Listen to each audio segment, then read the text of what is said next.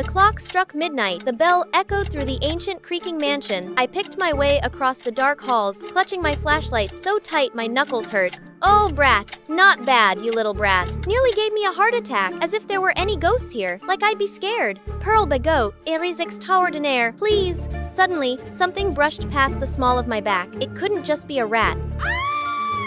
Everyone in high society knew the Baggots. Wealthy, famous, untouchable. And I was Pearl Bagot, the heiress, the only child. Don't forget to like and subscribe. My life was perfect, except for... Miss, your father and mother's wedding is about to begin. They would like you to arrive early. I'm not going, and Melanie is not my mother. My mother left when I was a baby.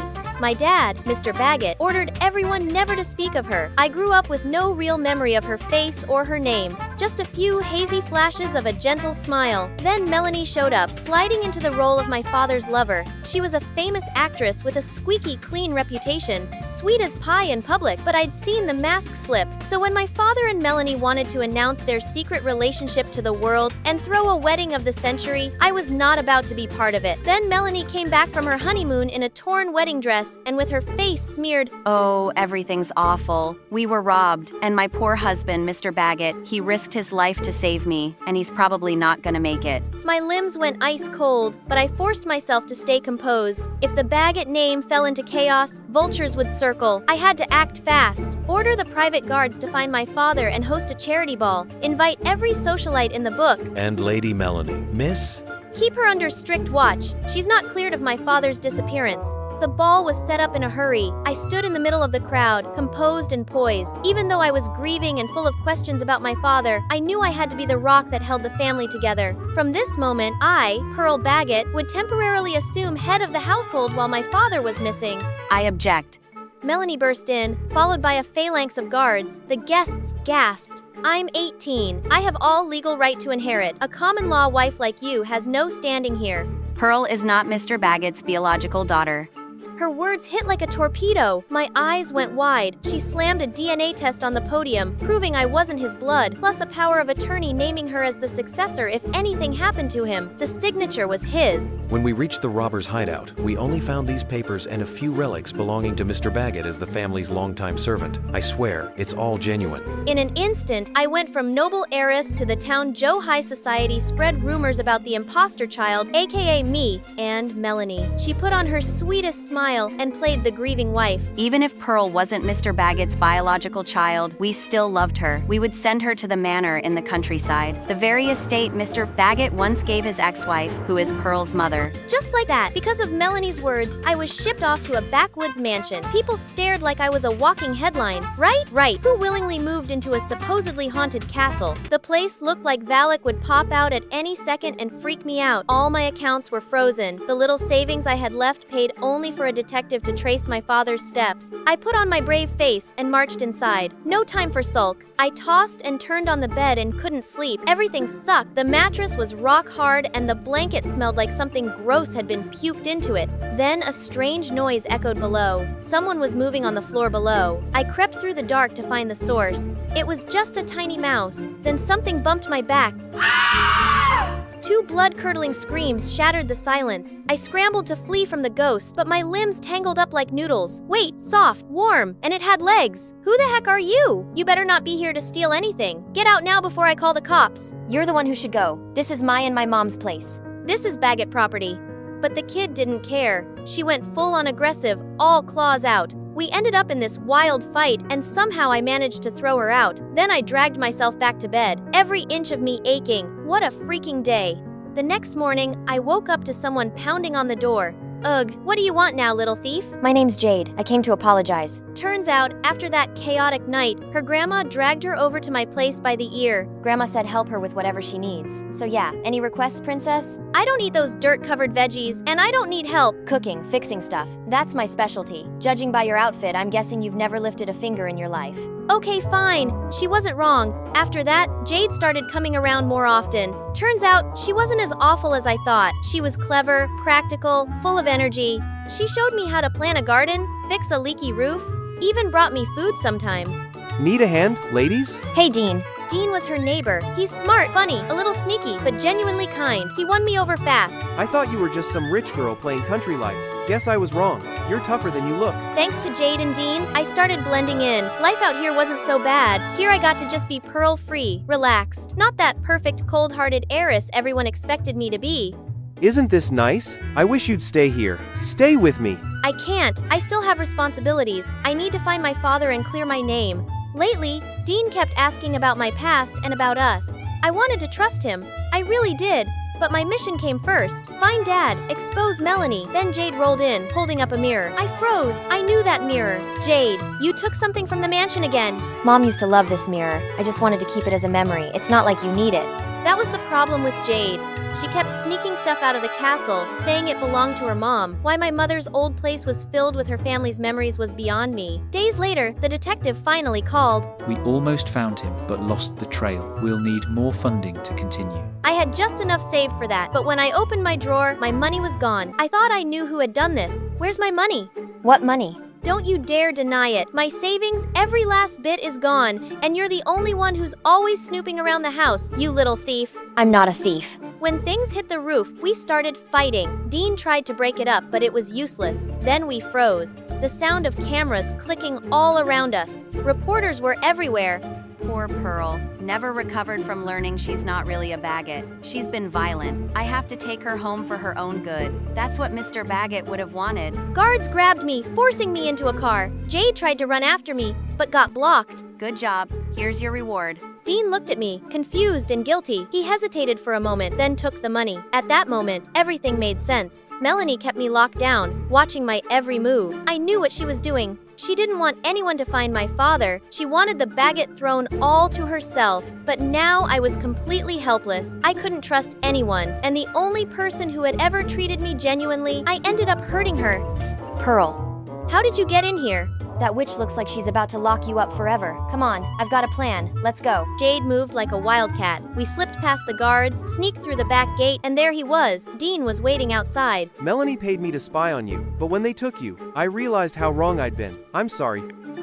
Jade, I'm sorry too, for doubting you. Let's go. I hid out at Jade's house for a while. The place was full of photos, all of the same woman, smiling gently, a smile I knew. Do you recognize her? I'm not sure, but is that my mother? She began to tell me everything. What really happened? Years ago, Melanie had seduced my father while my mother was pregnant with Jade. Heartbroken, Mom moved into the old mansion, living quietly until she met kind neighbors who helped her feel less alone. She later moved into Jade's grandma's house, where she lived a simple, happy life until her health failed. From the moment you arrived, I knew you two were sisters. That's why I kept pushing Jade to be close to you. I just couldn't risk telling the truth, because the Baggetts would have made her life miserable. Jade threw her arms around me, sobbing uncontrollably. I hugged her back, tears burning my eyes, heart pain, heart joy. These letters, they're from your father and mother. They prove Jade is Mr. Baggett's daughter. I think they'll help you. Then I'll fight for both of us. No one's taking what's ours again. Melanie had taken full control of the family, celebrating her leadership with a grand, flashy party. But right in the middle of her spotlight moment, Jade and I pushed open the doors.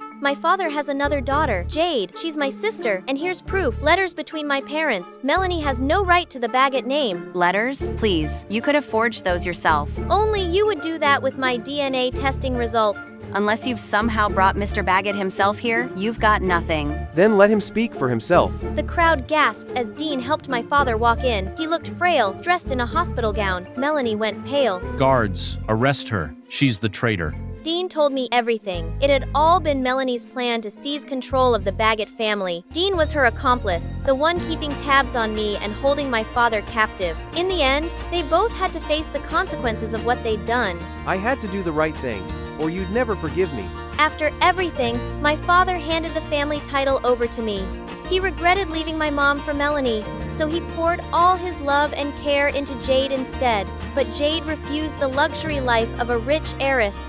She stayed a cheerful little farm girl, living peacefully with Grandma. I turned my mother's old mansion into a cozy retreat. I visit often, spending warmth, quiet days there with Jade and Grandma. Hey, Pearl. Dean's coming back soon. You should invite him too. Yeah, I miss him too. Ahem. Class, listen up. Molecules are like people in traffic. Bumping, sweating, screaming. Hey, no laughing. Yo, Miss Coleman's coming. I teleported right back to my seat as Miss Coleman stormed in like the FBI busting down the wrong door, only to slip on a banana peel and land straight on her tenured behind. Harper! And that, my friend, is how you earned attention like a pro. Hi, I'm Harper, prank enthusiast and hat aficionado. But believe it or not, that wasn't even my most chaotic moment. Enter the hat incident. I was in the back row of the school auditorium zoning out while Quinn, our student body president walking rulebook, droned on. Then genius struck. Hey Quinn, if I wear a fancier hat, does that count as school spirit? Whole auditorium giggled. Success. Hyper, front and center. Uh-oh, you violated the school's dress code. Hat off now. But it's kind of my thing. Like how being terrifying is yours, Lana. The VP henchwoman smirked and yoinked. Off went the hat, and there it was. My elephant ears. The room went dead silent. Relax. They're just ears, not satellite dishes. Okay, maybe slightly. NASA approved. No one laughed, so I left. Before Shane could punch me, I was gone. Oh, and here's a secret, my ears? They really work like satellite dishes. I can hear everything, even from rooms away. Did you see her ears? She could fly with those. Someone get Dumbo Girl a pilot license already. I covered my ears. I'd heard stuff like that since I was 5. That's why I joke first so it hurts less. After that day, Dumbo Girl stuck. In the cafeteria, they flapped their ears at me, plastered elephant flyers on my locker. I tried everything, beanies, bandanas, huge headphones, but nothing worked. Remember? No hats, unless you've got something unusually aerodynamic to hide. There was nowhere safe except the old broadcast booth. That's where I heard them. The whispers no one was meant to hear. They told me to change the votes. What was I supposed to do? If I said no, I'd be off the student council before lunch. But you deleted the ballots. Lana, that's fraud. It's not me. It's the circle. I just follow their orders. What did I just hear? Rumor said a secret circle ran the school students controlled, principal a puppet. Lana confirmed it. I had to tell people, but I'd be done for. So that night, I distorted my voice, recorded the truth, and released it. By morning, it spread everywhere. Lana vanished, name gone, locker empty. That's when I knew the circle had moved. By lunch, messages flooded in. Can you please find out who's actually behind the prom queen votes? My friend was leading for weeks and suddenly dropped off the list. I got kicked out of jazz band for no reason. The circle's gotta be behind it, right? You're the only one saying what we're all too scared to say. That gave me a purpose. To be the voice in the walls. And just like that, my podcast was born with one: expose the circle and bring justice to the table. At school, I stayed low-key, but secretly, I was listening, connecting the dots. And what did I find? Rich kids with last names stamped on library wings, sons and daughters of donors, board members, local politicians, the type who didn't need talent when they had trust funds and parent-teacher influence on speed dial.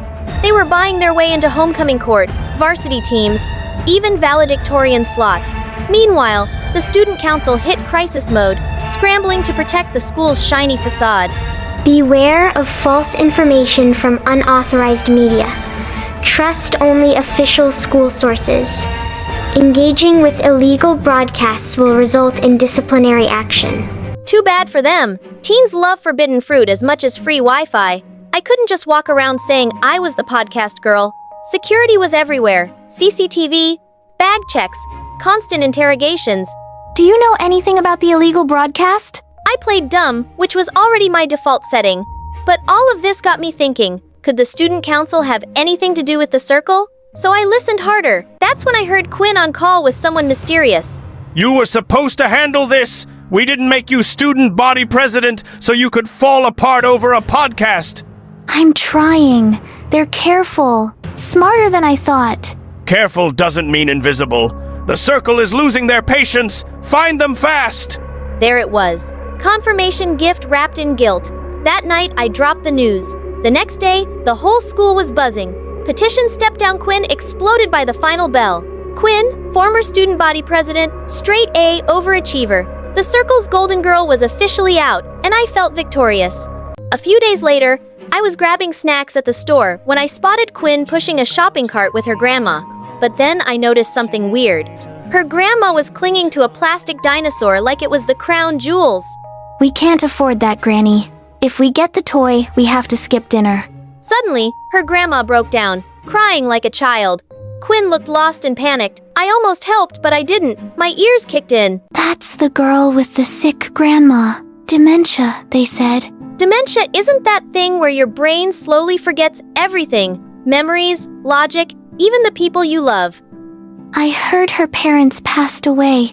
Now she's juggling alone, school, hospital bills, and a grandma who barely remembers her half the time.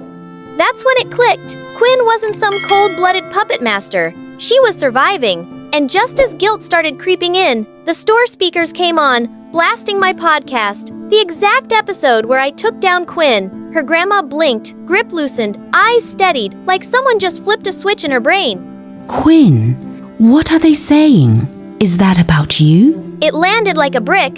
Quinn just stood there, holding the weight of the world. I don't understand. I thought I raised you better than this. Something inside Quinn just broke. She slowly knelt beside her grandma, wincing as the sobs grew louder. It was like whatever was holding her together all this time finally gave out.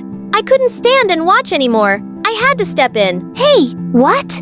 Here to rub it in? Call me pathetic? A sellout? No, I didn't know you were carrying all of this alone. The Circle have been paying for Granny's hospital bills. I owe them more than I can ever pay back. Sitting there, watching the girl I'd taken down completely wrecked, I started wondering if being right was ever the same as being kind.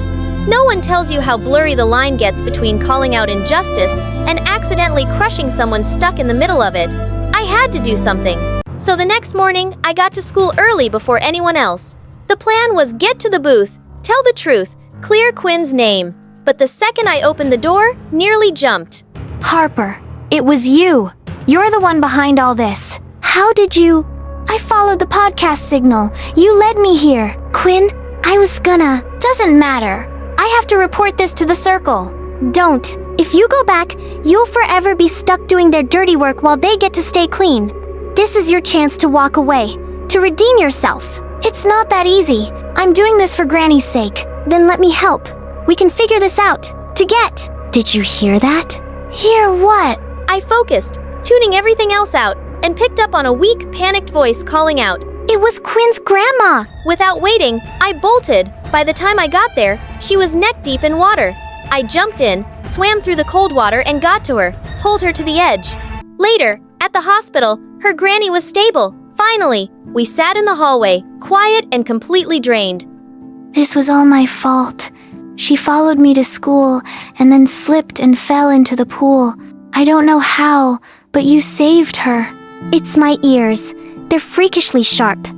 And to think I used to make fun of them. I'm sorry, Harper. Really, I'll keep your secret. I owe you that much. So, what about the Circle? I'm done. I'll tell you everything I know. Names, what they did, how they rigged the system. But the leader, I've never seen them, I swear. But I can promise you, from now on, I'll do the right thing. Then keep that promise for yourself. You're not the villain of this story, Quinn. But you get to decide how it ends. And about your grandma's treatment. Let me handle it. What do you mean? I'll explain your situation as planned on the podcast. Then we launch a fundraiser. There's gotta be people out there who care and want to help. Someone actually trying to do good. Of course there's a catch. I knew it. You're co-hosting the podcast with me. You've got dirt, I've got reach. Together, we take this system down. Quinn let out a breath, a real smile forming for the first time in forever. We bumped fists, half exhausted, half ready for war. Enemies turn allies, wounds still healing, but purpose clear. The podcast was no longer just my voice in the walls, it was ours. And the Circle. They had no idea what was coming. Hi, I'm Sarah, from Paris. I live with my single mom, and unfortunately my sister Zoa, who's always been my biggest rival, and a pain in my butt. Like, when I was 5, a tutor would come to teach us, and one day, he praised me in front of my mom. Ma'am, your Sarah is a brilliant child. She's a quick learner. She can understand a concept in just an hour, but for the same thing, Zoa takes 3 days. Zoa couldn't tolerate this and hit me hard on my head with a notebook. Before I could react, Mom yelled at her and grounded her for a week. I never really understood why she was jealous of me for being smarter. I wasn't jealous of her for being prettier. Whenever we went out together, people noticed her first and gave her compliments, but she was still so insecure. But maybe the reason why she really hated me was because I was fearless. Once when I was 10, the three of us were out on a picnic when I noticed a man snatch a woman's purse and run away. I immediately stuck out my leg and he tripped and fell down hard. The thief was taken away by the police, and everyone there clapped for me except for Zoa. Mom was pretty freaked out too. Sarah, the thief could have had a weapon. He could have hurt you. Don't do that again. You're just a child. Yeah, dummy cow. This is not some movie where you pretend to be an action hero. This is real life, and I'm afraid one day someone might cut you down into pieces. I know what your actual concern is, Zoa, and it's not for my safety. You just can't stand it when I'm praised by people, can you? Oh, please. I get plenty of praise because I'm so pretty. Have you ever heard someone use that word for you? I bet you can't even spell it. It's P-R-E-T-Y. You forgot a T dinosaur brains. And you forgot my hand dinosaur face. And suddenly she slapped me, and we broke into a huge fight right in the middle of the park. As we grew up, she became prettier and more popular in school. All the time, boys would roam around her, while her minions cracked jokes about how I must be adopted. But I never let Zoa or any of those bullies get to me. I was smarter and stronger than those idiots any day. Once in 9th grade, I was looking for a book in the library when I noticed a boy staring at me from a gap in the shelf. I just went back to my seat and started reading my book, but he sat down in front of me. Hey, what's your name? You're very pretty. No way! This was definitely a prank. If I was really pretty, why was he the first boy to say so? I just walked off without a reply. I was in no mood to be made fun of, but the next day when I was walking through the hallway, I suddenly tripped over something and went flying straight into someone's arms. It was the boy from the library. Oh, thank you so much. If you want to thank me, just tell me your name, please. I did, and it turned out his name was Henry, and he was my senior. We became good friends and started hanging out together all of the time.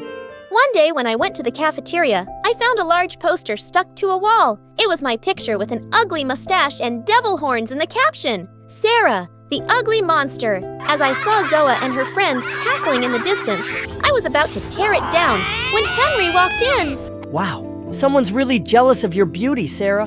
And with that, he tore it in half. Then he turned to me and said in front of everyone, I think you're the most beautiful girl here, and you're smart and funny. You're just amazing. Will you be my girlfriend, Sarah? I was shocked, but I said yes. And what made me even happier was seeing Zoa burn with rage. The next few days I felt like a princess in some fairy tale. I would roam around with Henry, he would bring me roses, and would lie with his head in my lap for hours. It was all so beautiful. Then one day, he asked me to go to a party with him. That evening, I was getting ready when Zoa came running into my room all breathless. Sarah, my sister, I need to tell you something. Please stay away from Henry because he is a cheater. He is dating 3 girls, including me and you. He just kissed me today out of the blue. What? You're such a psycho liar. Get out of my room, Zoa. But then she showed me something that left me stunned. It was a picture where she and Henry were kissing. I couldn't believe it. I ran to the washroom and Zoa followed me.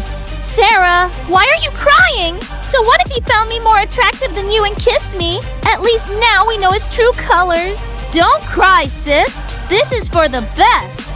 I angrily pushed her aside. I'm not crying. Something just went into my eye. And I don't care if he kissed you. He's still my boyfriend. Get out now. I left home pretending to see Henry, but of course I wasn't going to meet that jerk. I went to a park and sat alone and kept rejecting his phone calls. When he kept messaging me, I sent him the pictures Zoa showed me. He started giving me excuses, but I didn't believe a single word he said. After an hour, I went home, as if everything was perfectly fine.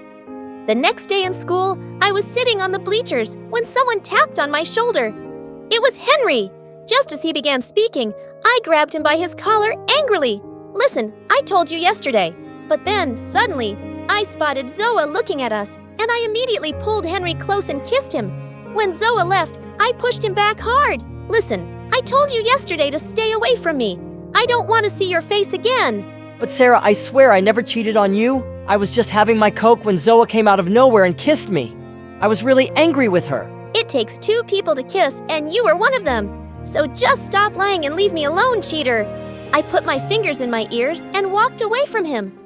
But that night, something really strange happened. We were all asleep when we heard Zoa screaming. We ran to her room to find a boy in Zoa's room, and she was beating his butt with a stick. The boy was from our school. Mom, I caught this thief. I caught him. Call the police. Call the media. I'm so brave. I'm a hero. I'm not a thief. I'm Zoa's freaking boyfriend. I just came to see her and she went bonkers on me. Crazy girl. Oh, also, Sarah, she kissed her boyfriend and told me to take pictures of her doing that. He was so mad at her. In case you didn't know, your sister's a psycho. Oh, God. Henry was telling the truth, and I hadn't believed him. The boy broke up with Zoa, jumped out the window while I turned around and pounced on her. I pulled her hair as hard as I could till Mom pulled me away. The next morning, I literally ran to school and found Henry and apologized to him. He opened his arms and we hugged each other really tight. Time passed and we graduated from school. Henry went abroad for his higher education and Zoe and I started college. Then, one day, Mom suddenly felt some pain in her chest, and after the doctor's examination, it turned out that she needed a really expensive heart surgery. This was the first time in my life that I felt scared. We didn't have enough money, so I took up a part-time job to start saving. I asked Zoa too, but she flatly refused. I'm sorry, but a princess like me can't work. Look at my hands, so soft and delicate. I'm not spoiling them. No, you're the Tarzan of the family, the strong one. You got this, girl. And just like that, she walked off. Just a few days later, I heard Mom screaming. I ran to her room, and she was standing in front of some empty drawers, asking me where all her jewelry had gone. I had no idea, and we marched straight to Zoa's room. She wasn't there, but a note was lying on her bed. Mom, Sarah, my journey with you people ends here. I can't live with poor depressed people like you anymore. Mom, please make Sarah the heir of this damaged house, cause I like mansions only. I'm taking all the jewelry as memories of you, Mom. Love you, but don't look for me. Mom was completely devastated. I took her to her room and put her to sleep, but I was in despair. We were left with nothing. My salary wasn't enough for the treatment. I left home to contact some charity organization, and on my way it started raining. Just then, I saw a huge crowd gathered around on a bridge. I looked down and saw a small kitten hanging onto a log in the strong river current, and people were just standing around making videos and doing nothing. Luckily, I found a piece of rope tied to the bridge. Without another thought, I climbed down the rope and reached out for the kitten. Some people started helping me then by pulling us up, and we both landed safely. I was completely drenched in the rain, so I decided to go back home. That evening, someone rang our doorbell, and when I opened the door, I found a bunch of people with cameras and mics standing outside. You saved a little kitten today, without caring about your own life. What would you like to say? This girl, people, she's a hero. She makes us believe that good people truly exist. She's restored my faith and humanity. Wait, what? What was going on? And I soon found out that people had been making videos of me saving the cat, and they'd gone viral. And before I knew it, I had become quite famous. I was in newspapers and giving interviews on news channels. I was honored by the government with a bravery reward and also given $30,000. And of course, the first thing I did was get my mom's heart surgery. It was successful, and she recovered fully in a few months. Soon after, I got an offer to participate in a really famous reality stunt show, and I accepted. Within no time, I'd become a celebrity.